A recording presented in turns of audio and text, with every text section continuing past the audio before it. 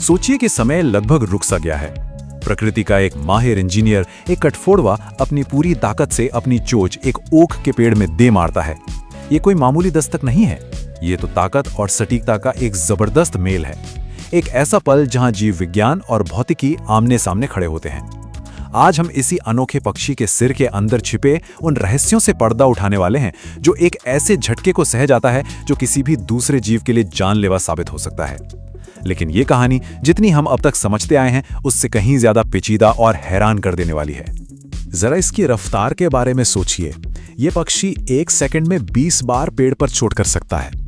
ये रफ्तार इतनी तेज है कि हमारी आंखों को सिर्फ एक धुंधलापन ही नजर आता है। ये समझिए कि एक जीता जागता जैक हैमर है, जो बिना रुके, बिना थके लकड़ी के सबसे मजबूत रेशों को भी चीरने के लिए बना है। और हर एक चोट एक सोची समझी, नपी तुली चोट होती है, जिसे दिन में हजारों बार दोहराया जाता है।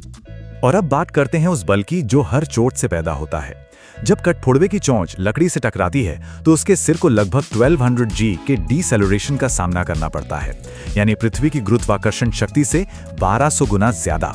अगर तुलना करें तो इंसानों के लिए सिर्फ 50 G का बल भी अंदरूनी अंगों को अपनी जगह से हिला सकता है, और 800 G पर तो मौत पक्की है। फिर भी ये छोटा सा पक्षी न सिर्फ जिंदा रहता है, बल्कि फलता फूलता भी है। आखिर ये मुमकिन कैसे है? दशकों तक इसका एक बहुत ही आसान और सीधा साधा जवाब हमारे सामने था। विज्ञान की किताबों से लेकर चिड़ियाघरों के बोर्ड तक हमें एक ही कहानी सुनाई गई, ये कि कठफोड़वे की खोपड़ी एक कुदरती हेलमेट की तरह है, एक बेहतरीन शॉक अब्जॉर्बर जो हर चोट के झटके को सोख लेता है और उसके नाजुक दिमाग को बचाता है। सुनने में यह जवाब काफी तर्कसंगत और आसान लगता था, पर क्या हो अगर ये पूरी कहानी, ये आसान सा जवाब पूरी तरह से गलत हो?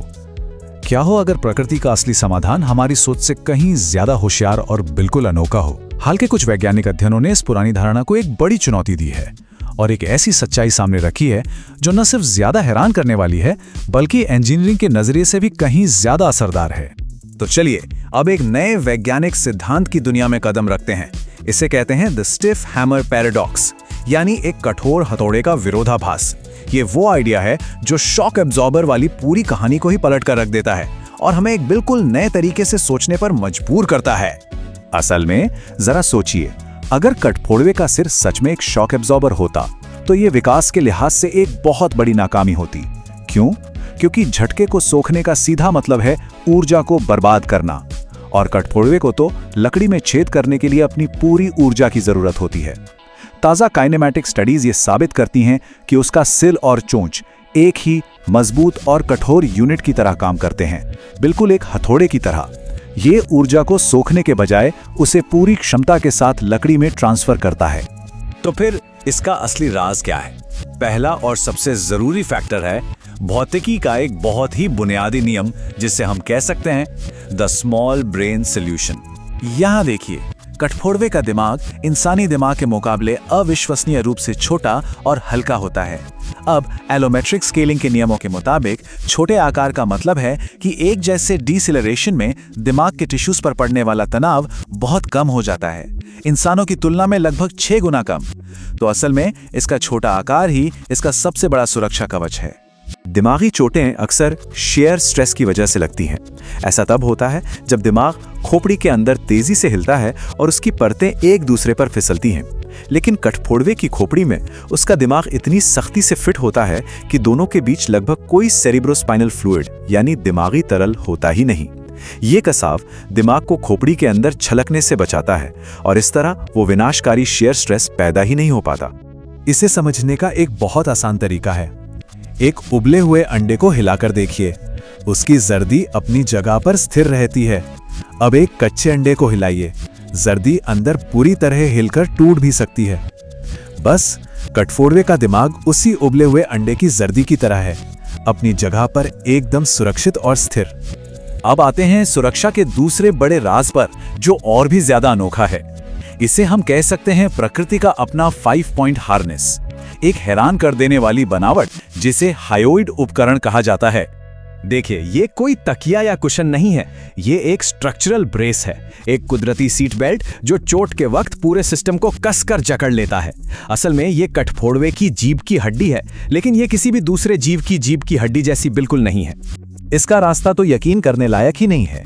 ये नाक के पास से शुरू होती है, फिर 2 हिस्सों में बंटकर जबड़े के नीचे से गुजरती है और फिर खोपड़ी के चारों ओर ऊपर से लिपटकर आखिर में आंखों के बीच में आकर जुड़ जाती है।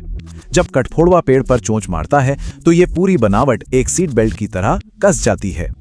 इससे सिर को और ज्यादा मजबूती मिलती है और वो विनाशकारी कंपन दब जाते हैं जो वरना दिमाग को भारी नुकसान पहुंचा सकते थे। लेकिन कहानी अभी खत्म नहीं हुई है। इस अविश्वसनीय सिस्टम को पूरा करने के लिए कई और सहायक खूबियां भी हैं, जो सब मिलकर एक मजबूत और लचीली बनावट तैयार करती हैं। चलिए एक और आम गलतफहमी को दूर करते हैं। कठफोड़वे की खोपड़ी में जो स्पंजी हड्डी होती है वो कोई गद्दा नहीं है। असल में वो एक फोर्स डिस्ट्रीब्यूशन प्लेट की तरह काम करती है। उसकी जटिल अंदरूनी बनावट, जिसे ट्रेबिकुलर हड्डी कहते हैं, झटके के बल को सोखने के बजाय उसे खोपड़ी की सतह पर बराबर फैला देती है, जिससे ढांचे को और ज्यादा मजबूती और ताकत मिलती है। और भी बहुत कुछ है। उसके ऊपर और नीचे की चोंच की लंबाई बराबर नहीं होती, जिससे बल को शरीर की तरफ भेजने में मदद मिलती है। गर्दन की मोटी मांसपेशियां स्थिरता देती हैं।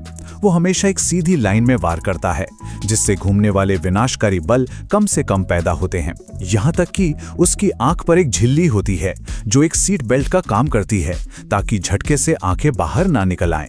ये एक पूरी तरह से इंटीग्रेटेड सुरक्षा प्रणाली है। तो आखिर में हम किस नतीजे पर पहुंचे? नए वैज्ञानिक सबूत बिल्कुल साफ हैं। कठफोड़वे का सिर एक शॉक एब्जॉर्बर की तरह नहीं, बल्कि एक मजबूत हथौड़े की तरह काम करता है। इसकी सुरक्षा का राज झटके को सोखना है ही नहीं, बल्कि एक छोटा दिमाग, ना के बराबर दिमागी तरल और एक अविश्वसनीय कुदरती सीट बेल्ट के जरिए उस झटके को बड़ी कुशलता से सहना और उसके बल को सही तरीके से बांट देना है। और ये हमें एक बहुत ही अहम सवाल पर लाकर छोड़ता है। प्रकृति को गलत समझने से हम और क्या सीख सकते हैं? कठफोड़वे के बारे में ये नई समझ इंसानों के सुरक्षा उपकरणों जैसे हेलमेट के डिजाइन को कैसे बदल सकती है? शायद हमें अब ऐसे हेलमेट बनाने चाहिए जो झटके को सोखने पर नहीं, बल्कि मजबूती और बल के बेहतर वितरण पर ध्यान दें। अक्सर प्रकृति के रहस्यों से पर्दा उठाना हमें अपने ही बनाए हुए मिथकों पर सवाल उठाने पर मजबूर करता है और आखिर में बेहतर समाधानों की तरफ ले जाता है।